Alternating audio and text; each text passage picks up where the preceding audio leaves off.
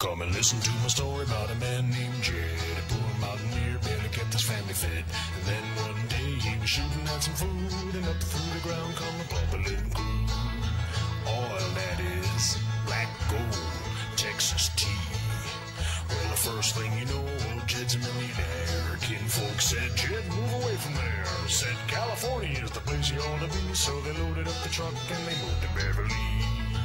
Hills, that is, swimming pools, movie stars, the Beverly Hillbillies.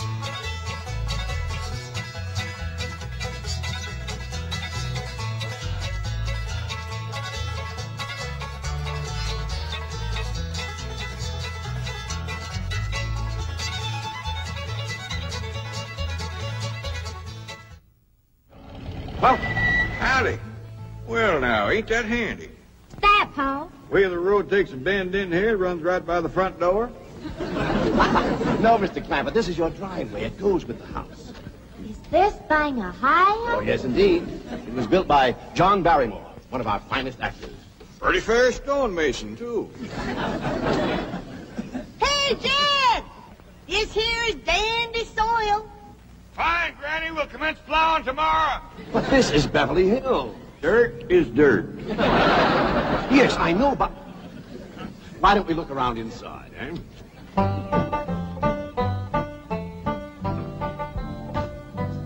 Well, here we are. I hope you're going to like this place I picked out for you. It may be a trifle larger than what you're used to, but I feel a man with $25 million in my bank should live in a manner that... Come in, this is your home.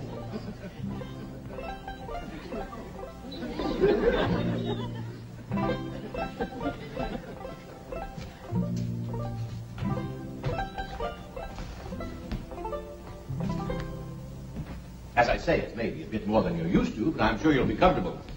Now, my secretary will be over right away to help you with the hiring of servants or whatever problems you may have. She's a very efficient girl, Miss Hathaway. Jed? Jed? Jed? You and Jethro fetching my stove so I can get some victuals to cook in? Oh, you have a beautiful stove. Thank you. Fetch it in, Jed. You scare up some wood, Ellie. No, I mean you have a stove already installed in the kitchen. Where's that? I'll show you. Excuse us. Ellie, you go with Granny. She'll still need you to fetch some wood. Sure, Pa.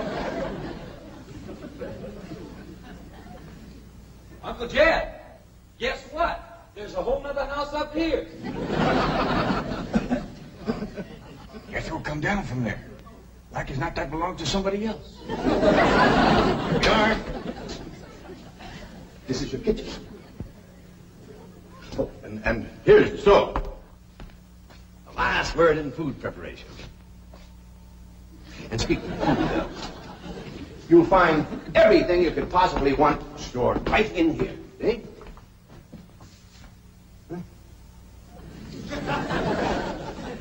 Well, I'll leave you ladies to your culinary delights. Au revoir. Bon appetit. Talks gibberish. You seem to set a great deal of store in this here stove, Granny. Well, we'll see.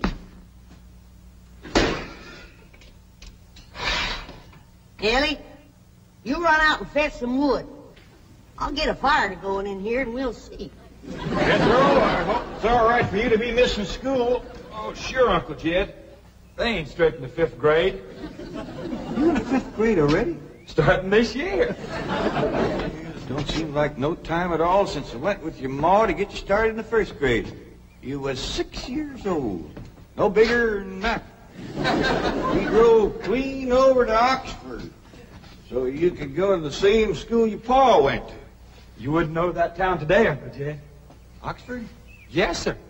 Well, that town has growed and growed and spread out and built up and just kept getting bigger and bigger. Why, today, why, I bet you there must be at least 3 or 4 dozen people living there.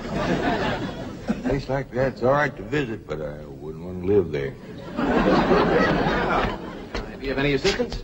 No, thank you, Mr. Drysdale. We were just talking about Jethro here getting back to school. Oh, Well, we have some excellent educational facilities out here, Mr. Clappett. Where do you go to school, Jethro? Oxford. Yeah, you see, Jethro's ma, that's my cousin Pearl. She married an Oxford man, so naturally Jethro, he goes to school there, too. I'm the champion crawdad eater. At Oxford? Jethro put away 3 buckets of crawdads. 4. And he's learned to cipher and everything. Cipher some for Mr. Drysdale. 1 and 1's 2. 2 and 2's 4. 4 and 4's 8. I have to take off my shoes to get any further than that. Never mind. I'm sure we're thinking of 2 different Oxfords. You see, there's one that's very, very famous and very old. That's where Jethro goes to school. Been there since pioneer days. That's how come it got its name. It's where the oxen used to ford the river. So folks took to calling it Oxenford, and later on it got shortened to Oxford. Well, I'll be running. Oh, by the way, here are your keys.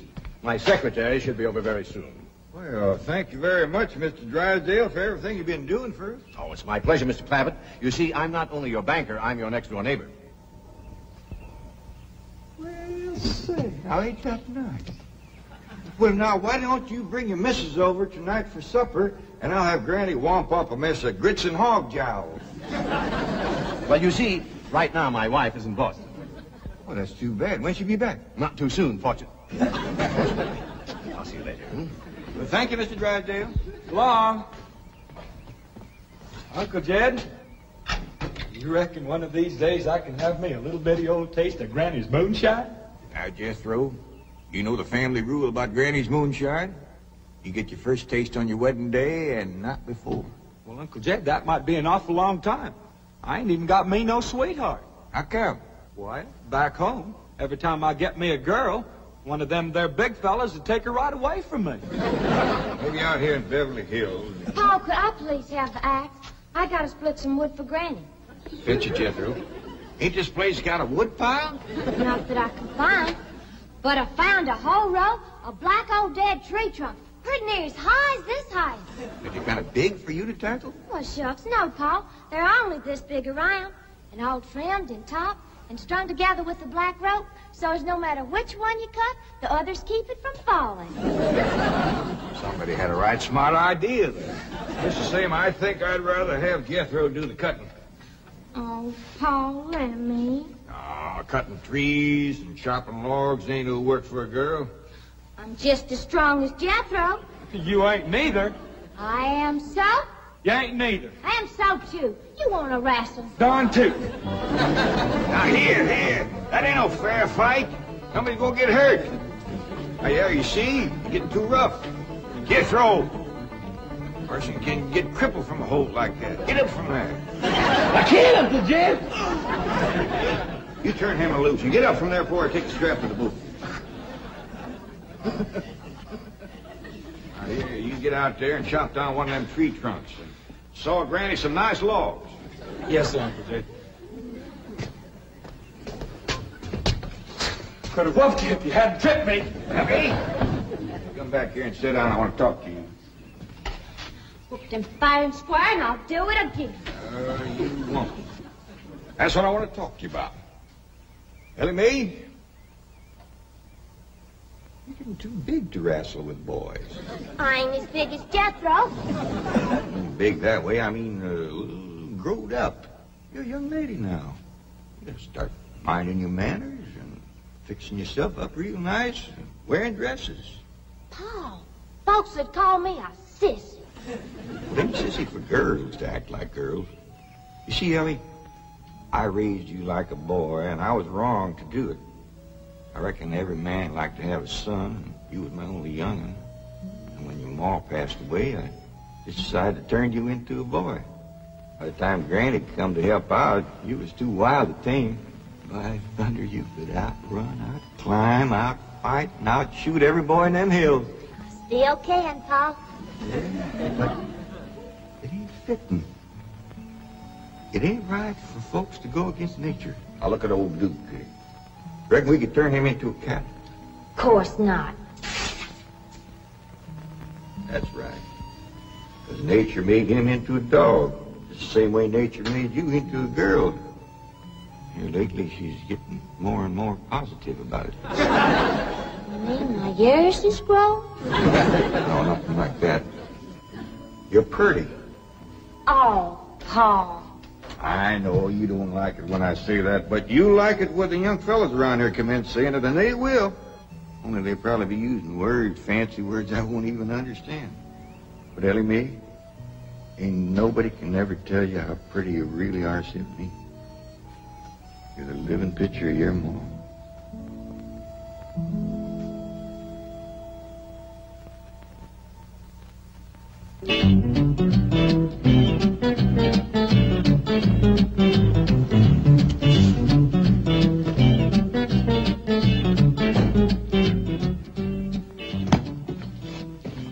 You still here? I thought you were going up to the Clampett estate. I didn't think it prudent for us both to be absent simultaneously. In the event of crises... The only crises you have to worry about right now is keeping Mr. J.D. Clampett happy. Now get up there. Tell me, how did you like the flamingos? What flamingos? I thought pink flamingos around the swimming pool would add a rather elegant touch. Mr. Clampett is not a man educated to elegance. That will take time. Right now, there are more pressing problems. Of course, getting settled, the servant problem. Well, whatever they are, just get up there and solve them. Now, J.D. Clampett is this bank's largest depositor, and I'm making his satisfaction your responsibility. I accept the mantle of responsibility with which you have cloaked my shoulders.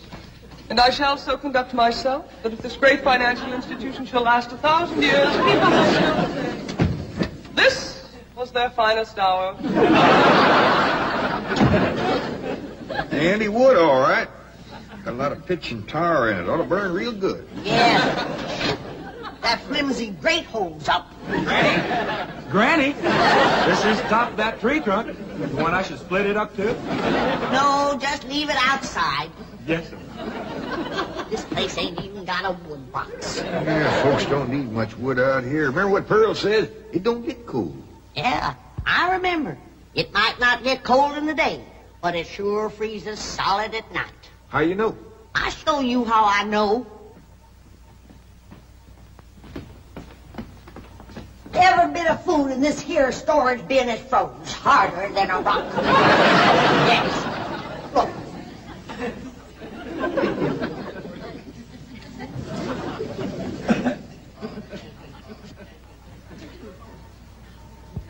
Mighty thin-skinned hog.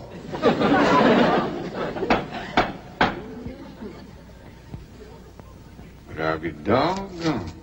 Take me 2 days to thaw out that ham before I can ever cook it.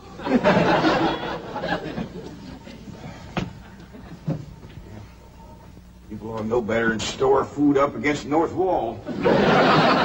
Why, we'll dig us a root cellar and we put all this stuff in it. Jethro, go on out there and catch us a chicken. Okay, Uncle Jay. How you know we got chickens?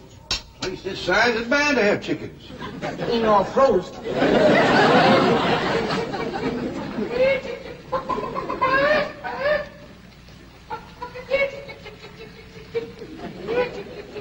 Chick, chick, chick, chick, chick, chick, chick.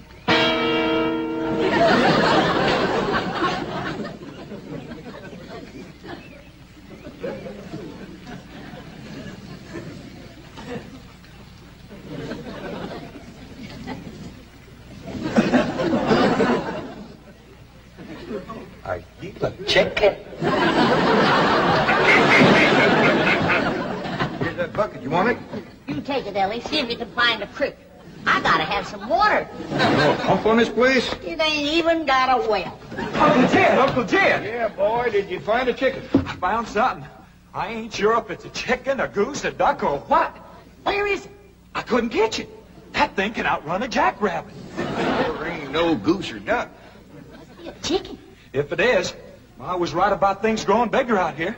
That thing was this high. A chicken? Ah, Jethro. Honest, it's got legs this long. Gibby's on the drumstick. Drumstick ain't much. Whoever gets that neck is eating from now on. It commences here and runs plumb up to here. You ain't forgot what I said about Granny's jug of liquor.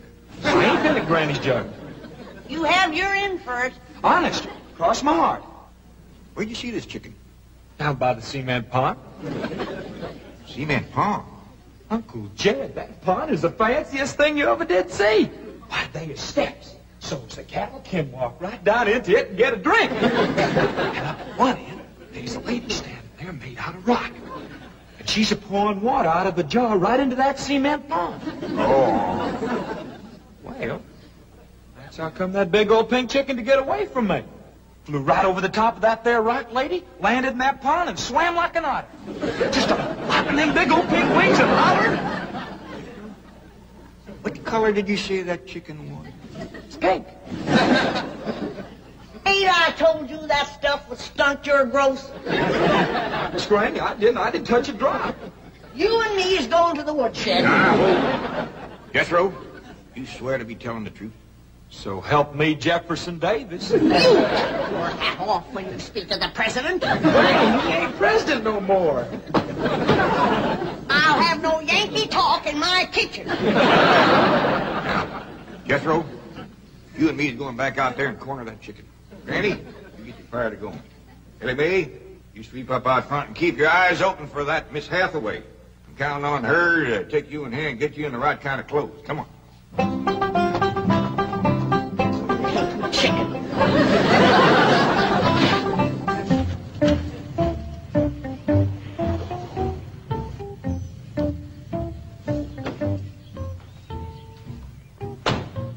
You there, young man. I ain't a young man, but I sure do thank you for thinking so. Good heavens, you're a girl. Yeah. I'm Jane Hathaway, executive secretary to Mr. Drysdale. And you, I take it, are a domestic of some sort? Cleaning girl, housemaid. Just what are your duties with Mr. Clampett? Well, he sent me out here to sweep up. But he said you'd take me in hand and get me in the right kind of clothes and everything. Indeed, I shall. We have a complete servant's wardrobe from chef to chauffeur. Come with me. What in the name of Thomas Chippendale is this? Has Mr. Clampett seen this disgraceful and unsightly mound of debris? Oh, yes, ma'am. This is all his. Oh, what charming antiques. Just like you said, Jethro. Rock lady pouring water into a cement pond. Yes, sir. And over there's where I seen that great big pink chicken. Only thing is, it don't sound like a chicken. It makes a kind of hollering noise.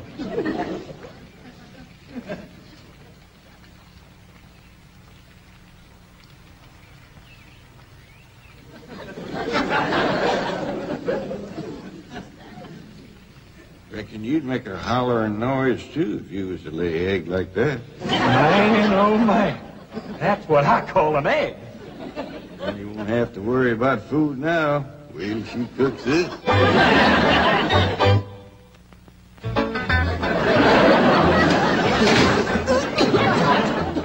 That blame city stove don't draw worth nothing. Granny, look at this egg. What's all the smoke? Stove don't work. Oh, it's just a stuffed-up flue. Ain't got a flue, ain't even got a stovepipe. Well, I'll get the shovel and a hoe and rake it out of there. You keep this egg.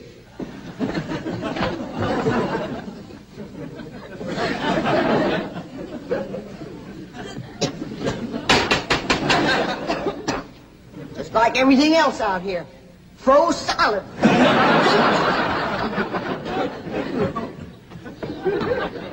Really, my dear, you look quite charming. Well, I feel like a dead blank fool. Oh.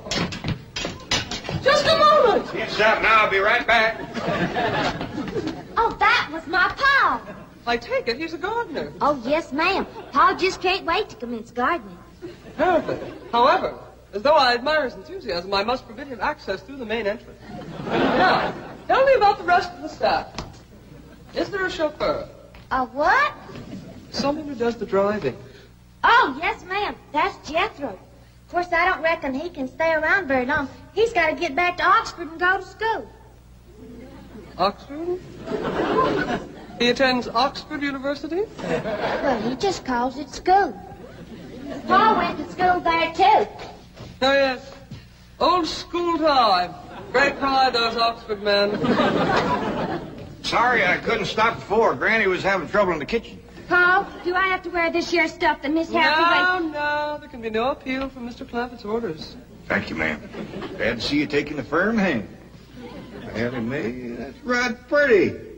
Makes you look taller. She's got me walking on pegs. We'll run in and show Granny. And get rid of those old clothes, dear. Granny, I presume, is the cook. Yes, ma'am, but she ain't too happy about it right now. I shall deal with her directly. Now, let's see. Maid, gardener, cook, chauffeur. Oh, I understand Jethro is an Oxford man. You bet he is. I'm quite anxious to meet him. Don't blame you. Fine-looking young feller. Single, too. And he's on the lookout for a girl. I am only interested in the intellectual rapport which I would naturally have with an Oxford man. I presume you went to Eton as a boy. If I know Jethro, he went to Eton the minute he was born. Yes, of course. I suppose his father matriculated him. I kind of think maybe it was his ma. Oh, well, no matter. At any rate, he's an Eton man. That he is. Matter of fact, Jethro won the Eton championship. Oh, marvelous. What was he champion of? Eton. Yes, I know. But what was it? Cricket? Oh, no, it was crawdad. I don't think even Jethro would eat crickets. I was referring to the game. Kid, where's the axe? I'll bet you, Granny. You talk to Miss Hathaway. And just why does Cook need an axe? I've hit this with everything I could lay a hand to. I even whomped it with an iron skillet. You are supposed to hit it with a croquet mallet. All right, where is it? I don't think I'll tell you. There is a time for work and a time for play. Now then, what are we cooking for Mr. Clampett? Well, I don't know what you're cooking him, but if he wants any victuals from me, somebody better shoot a possum. Possum? You got a better idea? But of course, a nice big fluffy souffle. All right. You shoot it and you skin it. You don't even know what a souffle is. What kind of a cook are you? I'm a cook with a stove that don't draw, food that's froze solid, chickens that can't be caught, eggs that can't be broke, and a smart alecky city woman telling me my business. That's what kind of a cook I am. Mind your tongue, little woman. I can have your job. You sure can, and the sooner the better. Jethro's coming, and just wait till you see what he's got. Thank heaven. Now I can have an intelligent conversation. Look, Granny, I got that big chicken. I hope it ain't as tough as its age. That is a flamingo. Oh, no, ma'am. That's my nephew, Jethro. Jethro, say hello to Miss Hathaway.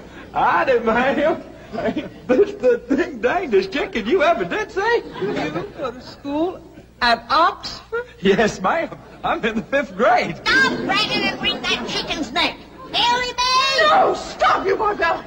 Don't harm one feather of that beautiful bird. I've taken just about as much as I'm going to take from you. Yeah, Granny. Ellie, you get the fire going under the big kettle outdoors. Young lady, where is your maid's uniform? I ain't going away. Oh, yes, you are. No, I ain't. Oh, yes, you are, if I must subdue you forcefully. I wouldn't try Hang that. on me.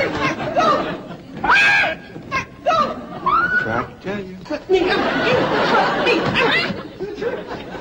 I'll settle on her, Ellie. You get the fire to go Now, here, Granny. Come on, let her up. Get off of her. You are discharged. All of you. Sacked. Fired. And you are the most incompetent, insubordinate, belligerent group of domestics it has ever been my misfortune. Hathaway! Ah, Chief. You're just in time to help me take disciplinary action. You're fired. I've already told them. Not them, you. These people are the Clampetts. Clampett? Yes, that's right. Now go back to the office and pick up your severance pay. You are through. Now, Mr. Drysdale, hold on a spell. I reckon there's been a kind of a misunderstanding. But this little lady's been a right big help to us. Why, she fit in just like one of the family. Matter of fact, her and me is going out hunting. Ain't that right, Miss Hathaway? Yes, indeed. Yeah. Jethro, you can take that pink chicken back out to the cement pond. We're going out and shoot us a nice big fluffy souffle.